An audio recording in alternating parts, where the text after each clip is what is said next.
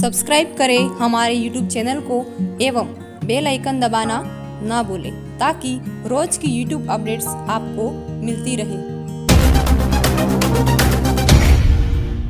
नमस्कार मित्रों, चलिए हम आगे बढ़ते हैं। अपनी जो क्लास चल रही थी पाठ 9वां, अब हम आगे बढ़ते हैं सामाजिक विज्ञान क्लास 10वीं, जिसमें भूगोल के जो अध्याय थे उनमें आज जो 10वां पाठ है उसका नाम है खनिज व ऊर्जा संसाधन। तो खनिज व ऊर्जा संसाधन के बारे में हम विस्तृत रूप से अध्ययन करने वाले हैं अपने इस पाठ में, तो बिल्कुल जुड़े रहिए आप। और चलिए शुरुआत करते हैं खनिज व ऊर्जा संसाधन। तो पहले हम समझेंगे कि खनिज क्या होता है, ये ऊर्जा क्या होती है और ये संसाधन भी क्या होता है। आखिर नाम जो अध्याय का दे रखा है, तो आखिर इस नाम के अर्थ को पहले समझेंगे तो पूरे पाठ को भी समझ पाएंगे। तो चलिए खनिज व ऊर्जा संसाधन। तो पहले हम पॉइंट में यहां पे ले रहा हूं खनिज। खनिज पर थोड़ी चर्चा करते हैं कि खनिज क्या है। अब खनिज किसे कहते हैं, इसके पूर्व एक चीज और बता दूं, इसके साथ में ही लिख देता हूं मैं इधर। एक शब्द सुना होगा आपने, खनन। एक खनन होता है, यह भी परिभाषा ध्यान रखनी पड़ेगी आपको। और एक होता है खनिज। खनिज किसे कहते हैं और खनन किसे कहते हैं। तो खनन क्या होता है, तो जो धरती से जो खनिजों को निकालने की जो प्रक्रिया है, जो इनका प्रोसेस है, हम जिस तरीके से निकालते हैं इन धरती से, मतलब पृथ्वी से हम खनिजों को जिस विधि से अंदर से बाहर निकालते हैं, वो विधि जो होती है वो खनन कहलाती है। मतलब खनिजों को निकालने की विधि। या फिर मैं लिख दूं कि धरती से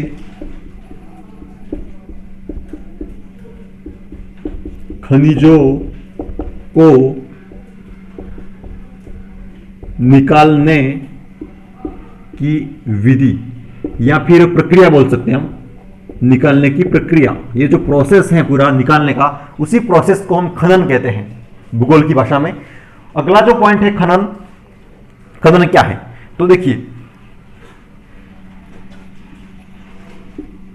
भूमि या धरती से या इस पृथ्वी से, ठीक है, पृथ्वी से खनन द्वारा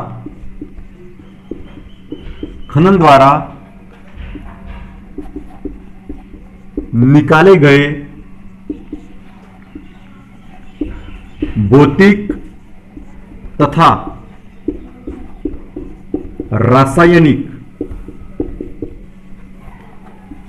पदार्थों को खनिज कहते हैं। यह परिभाषा आपको बिल्कुल याद रखनी है और उतार भी लेनी है नोट्स के रूप में। ऊपर अध्याय 10 डाल देना है, खनन एवं ऊर्जा संसाधन। तो देखिए मैंने दो परिभाषा क्लियर की है आपके सामने। खनन तो वो होता है कि धरती से जो निकालने का प्रोसेस है उसको तो हम खनन कहते हैं, और इस परिभाषा में भी इस शब्द का हमने प्रयोग किया है। तो देखिए खनिज किसे कहते हैं, पृथ्वी से, धरती या पृथ्वी से खनन द्वारा निकाले गए भौतिक तथा रासायनिक पदार्थों को खनिज कहते हैं। मतलब खनन के द्वारा हम जो प्रोसेस हमारा है वो क्या है, खनन है। तो उस खनन के द्वारा हम जो भी पदार्थ इस धरती से, जो भी भौतिक या रासायनिक पदार्थ हम निकालते हैं, उन पदार्थों को क्या कहते हैं, खनिज कहते हैं, जो हमारे मानव के लिए बहुत ही महत्वपूर्ण होते हैं। ठीक है, बहुत से क्षेत्रों में मानव के लिए काम आते हैं। तो यह परिभाषा आपको बिल्कुल लिख देनी है खनिज के अंतर्गत। ठीक, और पाठ के नाम में शब्द आ रहा है, एक तो आ रहा है ऊर्जा, एक आ रहा है संसाधन। ये उतारने के बाद हम समझेंगे ऊर्जा और संसाधन। देखिए ऊर्जा तो क्या होती है, ऊर्जा को तो आप किस रूप में देख सकते हैं, जैसे कि घर में हमारे पंखे चलते हैं, बल्ब चलते हैं, तो विद्युत ऊर्जा हमारे घर में होती है। आपके हाथ में जो फोन है वो चल रहा है, तो चार्ज किया होगा आपने, वो विद्युत ऊर्जा है। तो कहीं ना कहीं ये तो ऊर्जा हो गई। सूर्य से हमें प्रकाश मिलता है, सौर ऊर्जा है, तो ये ऊर्जा होगी। ठीक है, शक्ति, पावर। और संसाधन क्या होता है उसकी चर्चा मैं पूर्व की क्लासों में भी कर चुका हूं कि ऐसी प्रत्येक वस्तु जो मानव की आवश्यकताओं को पूरा करती है उन्हें संसाधन कहते हैं। तो ऊर्जा भी एक संसाधन है, क्योंकि ऊर्जा से भी हमारी आवश्यकताएं पूरी हो रही है। विद्युत ऊर्जा से हम अभी फोन चला पा रहे हैं, तो कहीं ना कहीं ये भी हमारी आवश्यकता को पूरा कर रहा है। तो ये खनन के बारे में, खनिज के बारे में और संसाधन और ऊर्जा के बारे में हमने डिस्कस की है। अगला पॉइंट हमारा रहेगा खनिजों के बारे में, और भी हम महत्वपूर्ण बातों पर चर्चा करेंगे। चलिए आगे अगर हम बात करें, तो अगर भारत के मैप के आधार पर समझे कि भारत में कहां कहां पे कितने खनिज मौजूद हैं, उसको हम एक बार समझ लेते हैं नॉर्मली रूप से। आंकड़ा मैं बता दूं कि लगभग भारत का 96% खनिज भंडार, मतलब भारत के लगभग 96% जो खनिज भंडार है वो कहां कहां पे मिलते हैं उसके बारे में मैं यहां पे नाम सीधे लिख देता हूं मैप में ही। देखिए ये तो हो गया पूरा अपना पठारी भाग, भारत का पूरा पठारी भाग, मतलब दक्षिणी प्रायद्वीपीय पठार, एक तो दक्षिणी प्रायद्वीपीय पठार। इसके बाद ये क्या है, तटीय मैदान कहे जाते हैं, इनको बोलते हैं हम तटीय, तट वाले मतलब तटीय मैदान। और इधर हमारा जो एरिया है पूरा अरावली प्रदेश पूरे ये रहे। और हम आगे देखिए तो यहां पे एक नदी है ब्रह्मपुत्र, तो इसको बोल सकते हैं हम ब्रह्मपुत्र घाटी या नदी घाटी। और इधर हमारा पूरी पर्वतमाला है लंबी चौड़ी, इसको बोल सकते हैं हम हिमालय। तो ये कुछ क्षेत्र हैं, ठीक है।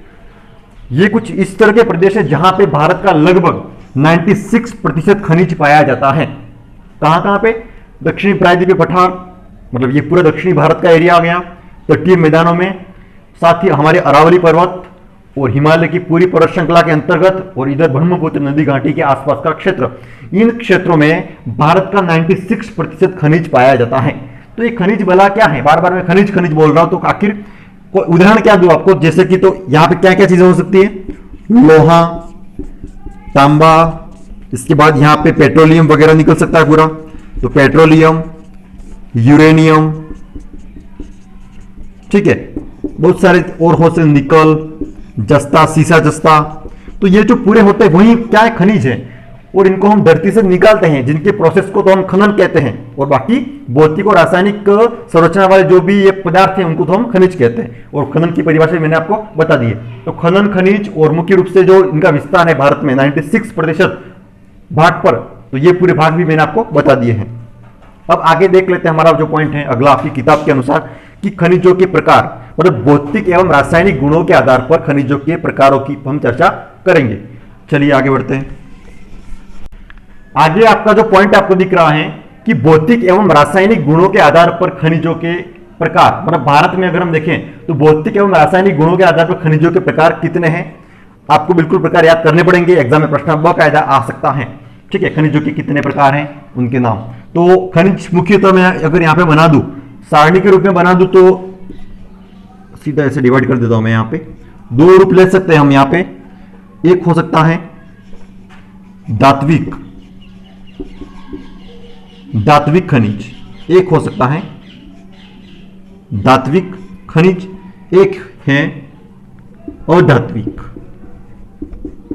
आपको इस तरह से बना के अगर लिखो आप तो भी ठीक है, या फिर नंबर 1 डाल के एक बार इसके बारे में लिखे, फिर बाद में दूसरा लिखे तो भी बढ़िया है, ठीक है। तो यहां पे एक तो हो गया धात्विक खनिज और एक है अधात्विक खनिज, क्लियर। इसके अंदर भी कुछ प्रकार हैं, जैसे कि पहले मैं इसको क्लियर कर देता हूं सीधा। देखिए धात्विक खनिज किसे कहते हैं, आप एक लाइन में सीधे लिख सकते हो इसके बारे में। जिनमें धातु के अंश होते हैं उन्हें धात्विक खनिज कहते हैं। कैसे, जिसमें धातु के अंश हो, उन्हें धात्विक खनिज कहते हैं। और इसके अंदर आप लिख देना एक लाइन, अधात्विक खनिज किसे कहते हैं, तो इसमें लिख देना जिसमें धातु के अंश नहीं हो उन्हें हम अधात्विक खनिज कहते हैं। ये इनकी परिभाषा बनती है, ठीक है, धात्विक खनिज और अधात्विक खनिज के बारे में। आगे अगर इसके हम प्रकार बांटे तो मैं यहां पे ए और बी ले लेता हूं, ए और बी। इसके भी दो प्रकार हैं। एक तो आते हैं लोह खनिज, दूसरा आता है अलोह खनिज। तो ये दो प्रकार धात्विक खनिज के हो जाते हैं। इसमें धातु की मात्रा तो है, एक तो लोह प्रधान है, एक अलोह है, मतलब इसमें लोह धातु नहीं है, दूसरी धातु हो सकती है। जैसे अभी आपको समझ में आएगा। इसमें लिखना क्या आपको, एक ये जो लाइन लिखती है वो यहां पे भी एक लिखनी पड़ेगी आपको इसमें भी, कि आखिर लोह खनिज किसे कहते हैं। तो जिनमें लोहे के अंश होते हैं उन्हें लोह खनिज कहते हैं, और जिनमें लोहे के अंश नहीं होते उन्हें अलोह खनिज कहते हैं। लेकिन ये दोनों हैं किसके, धात्विक खनिज के हैं। यहां पर भी धातु ही होगी पर उसमें लोहे के अंश नहीं होंगे, मतलब चुंबक के सामने नहीं चिपकेंगे इसमें जो खनिज आएंगे वो, ठीक है। उदाहरण जैसे मैं लिख दूं तो आपको पता चल जाएगा सीधा। पहले मैं लोह के खनिज के उदाहरण लिखूं तो आपको यहाँ पे दो उदाहरण सीधे ध्यान रखने, ज्यादा नहीं रहे तो भी। एक तो लोह अयस्क, लोह अयस्क। अब ये अयस्क क्या होता है, मतलब जो लोहा मिलता है हमें धरती से वो शुद्ध नहीं मिलता है, उसके अंदर कुछ कचरा शामिल होता है बीच में, ठीक है, अवसाद होते हैं, शामिल होते हैं, तो वो उस कचरे को ही हम अयस्क कहते हैं। लोह अयस्क का मतलब हुआ ऐसा लोहा जो धरती से निकला हुआ है लेकिन अभी उसको साफ करना बाकी है, तो वो लोह अयस्क के रूप में गिना जाता है। उसको जब कंपनी या फैक्ट्री जब फैक्ट्रियों में डाल के वापस उसका सफाई करते हैं, उसके बाद जो शुद्ध लोहा बनता है उसको तो हम लोहा कह सकते हैं। लेकिन अयस्क शब्द पीछे जुड़ा हुआ मतलब यह भी कचरा है, इसके अंदर दूसरी बहुत सारी धातु शामिल है, उसको अभी शुद्ध करना बाकी है। तो एक तो लोह अयस्क में लोह धातु होती है, बिल्कुल होती है। एक यहाँ पे नाम आता है क्रोमाइट और एक है पाइराइट, और टंगस्टन भी आ सकता है इसमें। तो पाइराइट लिख दो अगर मैं यहां पे, पाइराइट, ठीक, और एक और लिख दे हम तो क्रोमाइट, क्रोमाइट। ये तीन नाम है, तो इस तरह से आपको ध्यान रखने पड़ेंगे, ये लोह खनिज के अंतर्गत आते हैं। अलोह खनिज में ऐसे, मैंने यहां पे लाइन सीधी बोल दी, आपको उतार देनी है कि जिसमें लोहे के अंश नहीं होते हैं, लोह धातु का अभाव होता है, उसको अलोह खनिज कहते हैं। जैसे अभी आपको समझ में आ जाएगा, यहां पे सोना, चांदी, तांबा, सीसा जस्ता, सीसा जस्ता, तो ये कुछ जो खनिज है इसमें और भी आ सकते हैं, मैग्नीशियम और बॉक्साइट। आपको बिल्कुल सुनाई दे रहा होगा तो आप ये उतार देना, बॉक्साइट। तो सोना या चांदी चुंबक के सामने नहीं चिपकते हैं, क्लियर। और ये जो लोह प्रदान होते हैं वो सभी चुंबक के सामने चिपकते हैं। तो ये अर्थ इनका जो अंतर है वो समझ सकते हो, ये तो लोह प्रदान होते हैं, इसमें लोहा नहीं होता है, अलोह खनिज है। तो ये तो धात्विक खनिज के प्रकार होते हैं। बिल्कुल आप वीडियो एक दो बार देखकर इसको उतारे देना, क्रम से मैं जैसे बोला हूं वैसे आपको उतारना है, ठीक है। यहां पे मिक्स हो गए होंगे, आपको बिल्कुल क्रम से उतारना है। और धात्विक खनिज की बात करें, इसमें भी अलग अलग प्रकार हैं। जैसे इसमें भी मैं ए और बी दे दूं तो ठीक रहेगा, ए और बी, इधर हमने अभी पढ़ा उसी तरह से ये ए और बी। और धात्विक खनिज के अंतर्गत हम देखें तो ए में तो हम सीधे में अगर लग दूं तो एक लिख सकता हूं ऊर्जा खनिज। ये ऊर्जा खनिज हम तीसरे रूप में भी पढ़ सकते हैं, लेकिन यहां पे इसी में पढ़ना पड़ेगा। एक तो अधात्विक में ऊर्जा खनिज आते हैं और एक दूसरे अन्य में आते हैं, जैसे बहुत सारे वे भी, मतलब इसका अर्थ क्या बताया मैंने आपको, जिसमें धातु के अंश नहीं होते हैं, अधात्विक। तो ऊर्जा खनिज कौन कौन से अभी मैं लिखूंगा तो आपको पता चल जाएगा, इनमें धातु के अंश नहीं है। तो कौन कौन से नहीं है देखिए, कोयला, और एक बार मैं दो ही नाम लिखूंगा यहां पे, यूरेनियम। तो ये कुछ ऐसे खनिज हैं जो धातु के नहीं होते, मतलब उसमें धातु के अंश नहीं होते, ये अधात्विक है, धातु के अंश नहीं है। तो कोयला और यूरेनियम। अगर बी में मैं बात करूं आपसे तो यहां पे एक लिख दूं चूना पत्थर। अब ये पत्थर है तो ये पत्थर में कोई धातु वगैरह नहीं है, तो ये अधातु है, चूना पत्थर। इसके बाद डोलोमाइट, डोलोमाइट, डोलोमाइट लिखता है अब्रक, अब्रक में कोई धातु नहीं होती। और जिप्सम, जिप्सम। तो ये कुछ उदाहरण हैं, इन उदाहरणों को आप देखकर समझ सकते हैं कि किस तरह से यहाँ पे ये अधात्विक मतलब कैसे हैं, इनमें कोई धातु का अंश नहीं है, ठीक है। जैसे यहाँ पे उनमें धातु के अंश थे, धातु में भी एक तो लोह प्रदान थे और एक लोह से विहीन मतलब अलोह थे, और इसमें अधात्विक है, कोई धातु नहीं है।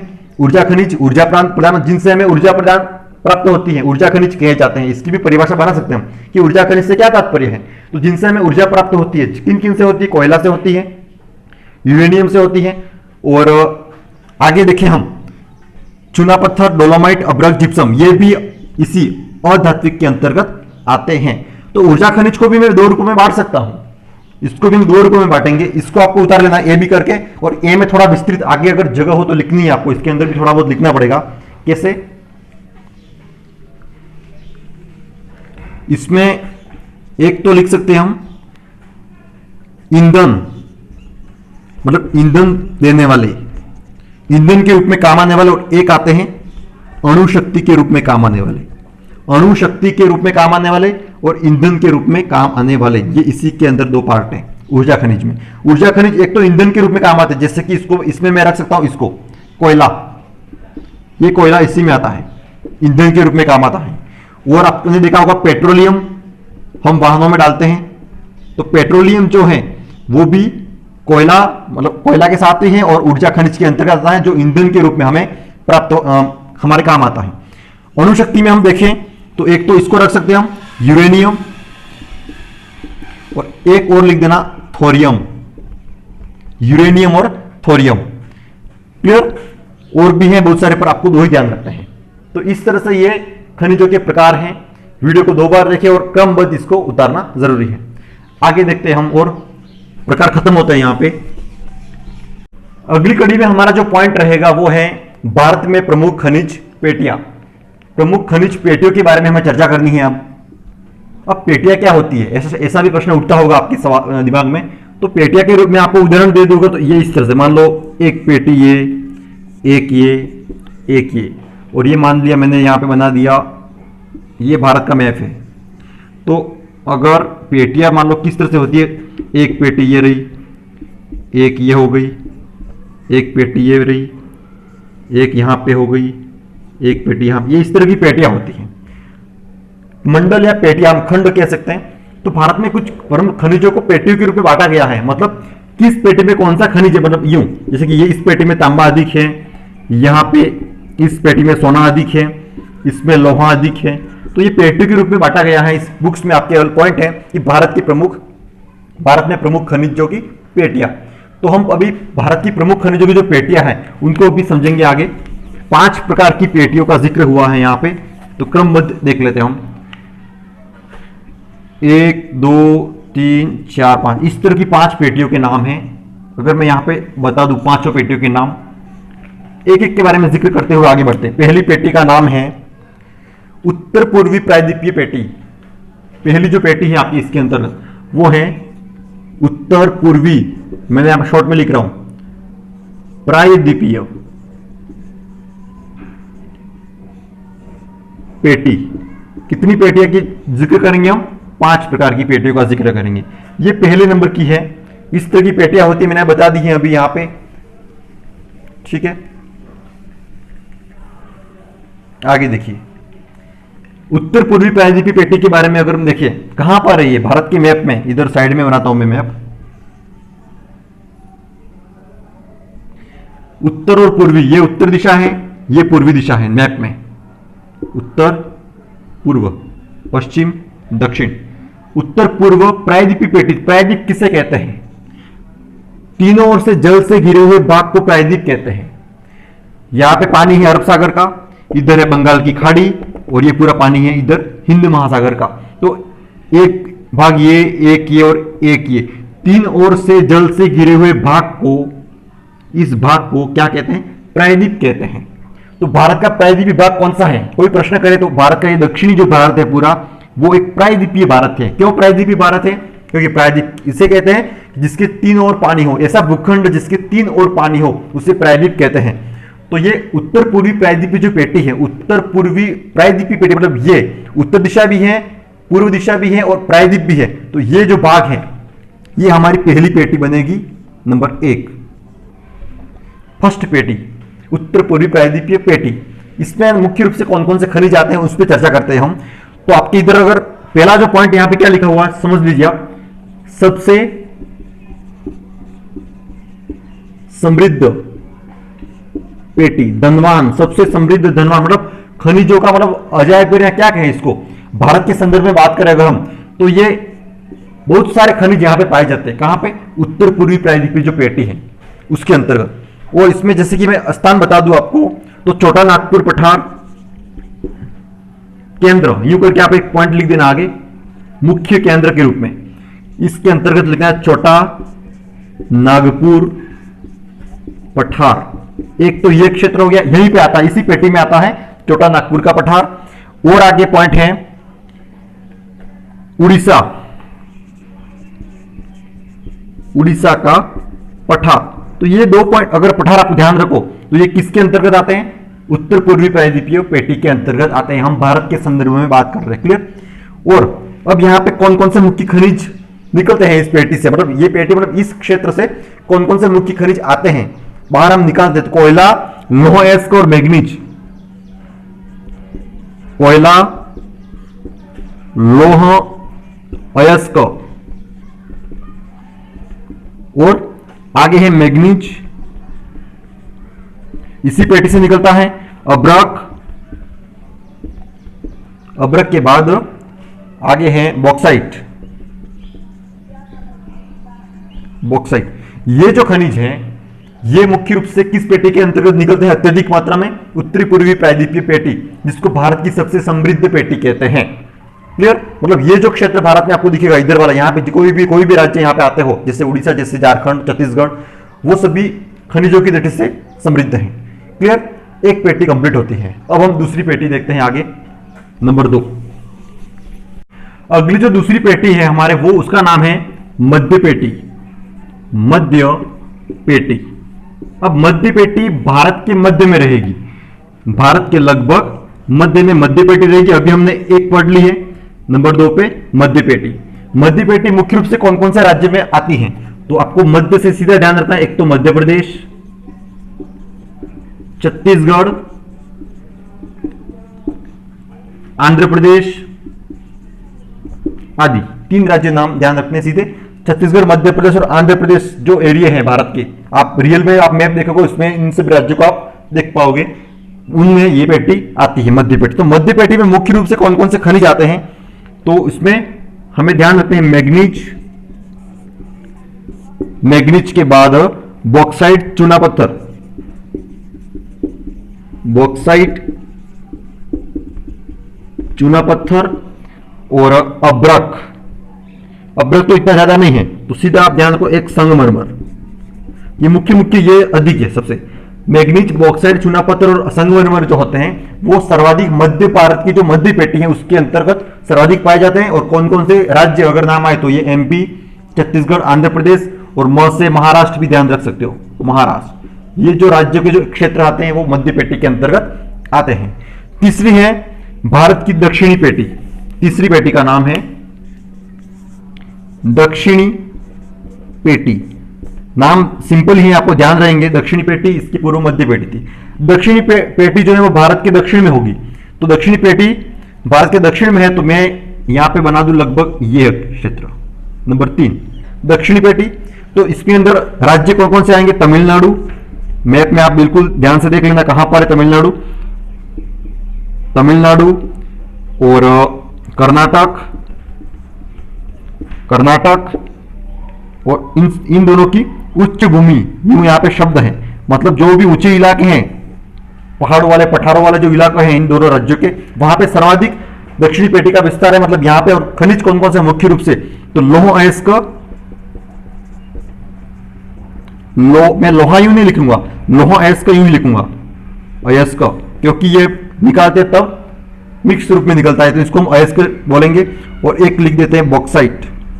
ये दोनों ही सर्वाधिक इस दक्षिणी पेटी में मिलते हैं। तमिलनाडु और कर्नाटक की उच्च भूमि के जो क्षेत्र हैं वहां पे सर्वाधिक पाए जाते हैं। 3 पेटियां कंप्लीट होती है हमारी। नंबर 4 आगे बढ़ते हैं। 2 पेटियां लास्ट में बचती हैं, नंबर 4, नंबर 5। एक तो हो जाती है इधर दक्षिणी पश्चिमी, दक्षिणी पश्चिमी पेटी, सिंपल है। एक और पेटी है उत्तर पश्चिमी पेटी। ये पूर्व पश्चिम का थोड़ा ध्यान रखना, गड़बड़ मत करना। ये इधर पश्चिम है, उधर पूर्व था, उत्तर दक्षिण और नीचे ऊपर उत्तर और नीचे दक्षिण, क्लियर। तो दक्षिणी पश्चिम पेटी की बात करें हम, इसमें मुख्य रूप से अगर ले तो हम पश्चिमी कर्नाटक और गोवा, ये 2 क्षेत्र आ सकते हैं।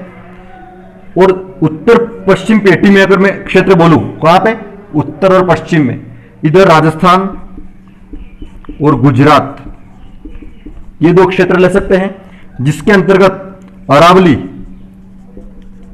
अरावली पर्वत श्रृंखला जो है वहीं पूरी आएगी। अरावली पर्वतमाला के जो क्षेत्र है गुजरात और राजस्थान में, वो इस पेटी के अंतर्गत आते हैं। पश्चिमी कर्नाटक और गोवा जो है वो दक्षिणी पश्चिमी ये नंबर 4 लिख दिया मैंने यहाँ पे, और ये एक पेटी होगी नंबर 5। इस तरह की पेटियां हो गई।